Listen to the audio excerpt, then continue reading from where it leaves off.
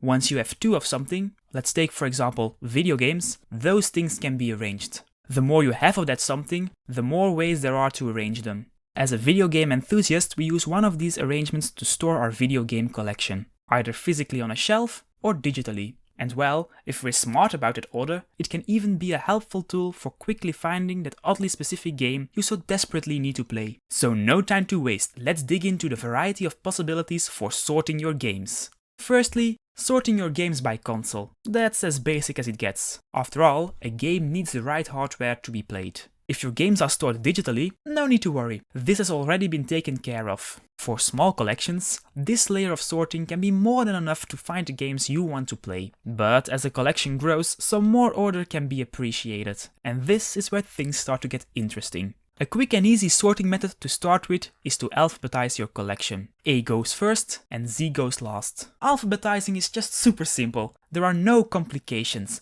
Or are there? You see, what about the games that start with the word the? Do you put them with a T or with the following leading letter? I mean, The Legend of Zelda just gives me more L vibes than it gives me T vibes. But even worse than that, alphabetically, Mario Party Superstars and Super Mario Party are at totally different places, which is just silly. And Link's Awakening and Skyward Sword HD snugly fit in between The Legend of Zelda Breath of the Wild and Tears of the Kingdom, even though those last two should really just go next to each other. A possible fix for the Mario Party games is to not sort alphabetically to begin with. Why not sort by game series first? But then again, what makes up a series? Are all the Mario games one single series, or are for example the Super Mario games something separate from the spin-offs? Or are the party games, the card games and the sports games their own series within the Mario spin-offs? But now we're basically at the point of wondering what makes a Mario game a Super Mario game, which is a can of worms I'm not opening today.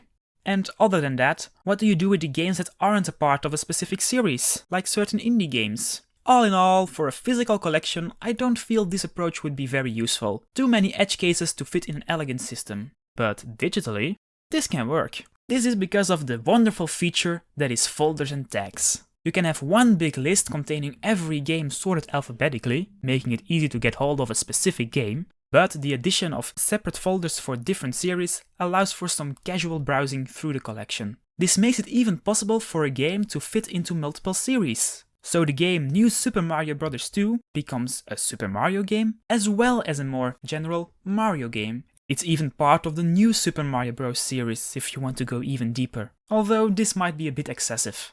You could also make the concept of a series more abstract, to be more of a description or a genre. So now, New Super Mario Bros. 2 also becomes a part of the platformer series. But hey, we can get even more involved than this. Let's get creative and see what other ordering solutions we can think of.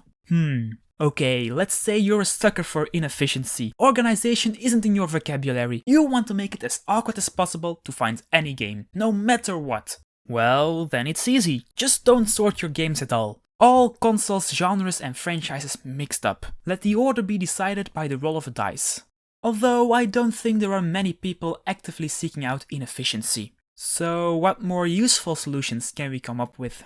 You can sort by most recently played, a common feature in the digital realm. This gives priority to the games you're currently playing. After all, those are the ones you're most likely to search for at any given moment. Though it's not ideal for finding games you just don't play that often. So what if you're not going for 100% efficiency, but you're also not looking for a total chaotic disaster, as before? Maybe you're more concerned about the history and development of the games in your collection, in which case there are even more ways of sorting your games besides the first letter of the title, like sorting by release date or developer. It might not be as easy to find a specific game, but it could give your collection more of a museum-like feel, as if you're going through the history of your own collection. Or you could go for the aesthetic route, by trying to go for an order that makes your collection pop when sitting on a shelf. Have fun with it, and there are so many more ways to keep your collection organized. The number of sorting possibilities just keeps growing when the collection grows, from the most efficient to the most aesthetic or interesting, either sitting on a shelf or saved in the digital world. The best way to store your collection depends on its size and what you want to get out of it. Even if this means you have to make a compromise from time to time. Yes, I'm talking about you, Legend of Zelda. Anyways, have fun organizing and playing. Goodbye.